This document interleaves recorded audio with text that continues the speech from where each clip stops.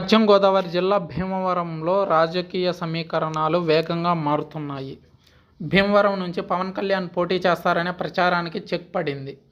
ఇప్పుడు అనూహ్యంగా మాజీ ఎమ్మెల్యే పులపర్తి రామాంజనేయులుకు జనసేన ఆఫీసు నుంచి పిలుపు వచ్చింది. భీమవరం జనసేన అభ్యర్థిగా పులపర్తి రామాంజనేయులు పేరు ప్రకటించే అవకాశం ఉంది. దీంతో ఆయన హైదరాబాద్ చేరుకున్నారు. జనసేన అధినేత పవన్ కళ్యాణ్ను కలవనున్నారు. ఇటీవల పవన్ కళ్యాణ్ భీమవరం వచ్చినప్పుడు ఆంజనేయులు నివాసానికి వెళ్లి కలిశారు. ఈ ఎన్నికల్లో భీమవరం నుంచి జనసేనాని పవన్ కళ్యాణ్ బరిలోకి దిగుతారనే ప్రచారం నడిచింది. పవన్ భీమవరం నుంచి పోటీ చేస్తున్నారు. ఆయనకే ఓటు వేయాలని అటు జన సైనికులు కూడా ప్రచారం చేస్తున్నారు.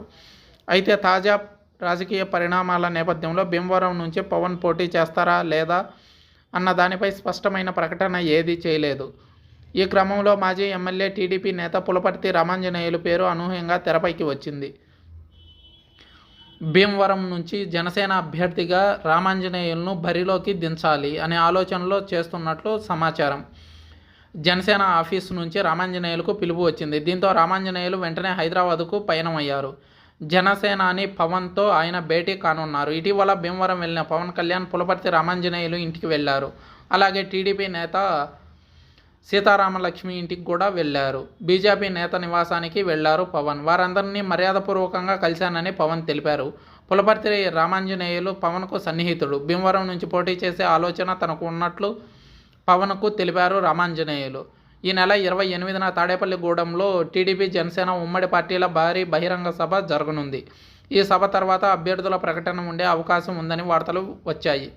ఇంతలో అనూహ్యంగా పులపర్తి రామాంజనేయుల పేరు తెరపైకి రావడం అందరికీ ఆశ్చర్యం కలిగిస్తోంది. పులపర్తి రామాంజనేయులు టీడీపీ నేత, మాజీ ఎమ్మెల్యే. గత ఎన్నికల్లో పవన్ కళ్యాణ్పై పోటీ చేశారు. పవన్ కళ్యాణ్ ఓటమికి పులపర్తి రామాంజనేయులే కారణం అని అంతా భావించారు.